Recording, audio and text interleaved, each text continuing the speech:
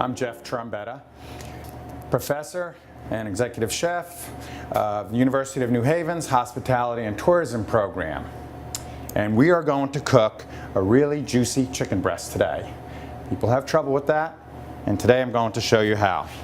We're going to marinate it a little bit. I think that's important. So I have some fresh herbs here. And what's important with the herbs is that you keep them damp, keep them moist. So I have a little white towel on them. These are already washed. Okay, so I have parsley, I had sage, and I have basil.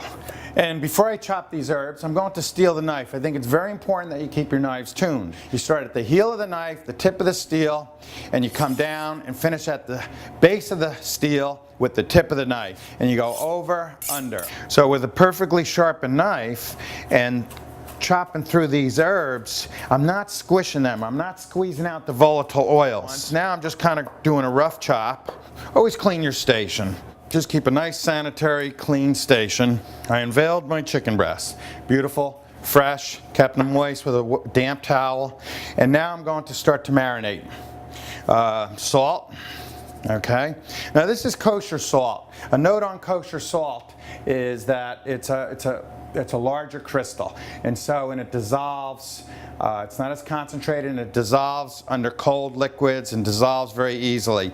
And we have a little bit of white pepper. I like to use white pepper because it's not as apparent or visible. Have nice lemon juice. Now with the lemon juice, I squeeze liberally, and we should put the seasonings and the acid, which in this case is the lemon juice, we should put that on first. And now the olive oil. So this is a nice first pressed extra virgin olive oil. It's going to coat the seasonings inside. It's going to coat the seasonings on top of the chicken breast. All right, and so that's going to help keep it moist, and that's one of the ways we're going to do this juicy chicken breast after cooking. The other way is the cooking technique. We're going to start the chicken in the pan, and it's important to have a hot pan. I've had it on a low flame for a while, and because I'm going to lose heat when I add the chicken, I'll turn up the heat. We can have a little bit of, I'm going to use a little bit of butter because chefs like that because it helps the browning. We're going to kind of seal the chicken a little bit. We don't want to dry it out, and because the pan's hot already and I cranked it up, this butter should brown soon. So I want the brown to achieve the brown color. After the butter browns, then you don't want it to burn. It'll burn very quick. Take my chicken breast, and I like to put the nice side down and only flip it one time. The nice side is the side that the skin was removed from. If you start flipping it too much, it gets a little ugly. Notice how when I lay the chicken down, I don't just throw it in because I'll splash and make a mess, but I lay it away from me. So if there's any splashing, I don't burn myself. All this marinade I'm going to kind of put on there. This is what you would do if you're doing outside grilling. I'm going to finish these under the broiler. The broiler is a great tool, underutilized. It's a little quicker heating. I could do this on the pan the whole way and control the heat, but since I have a marinade and a lot of stuff will kind of burn, I'll just choose to do it under the broiler. You can see the butter's browning there. I want to make sure it's got good color before I flip it. I'm going to check the side for brown. I don't want it too brown. I want a little color.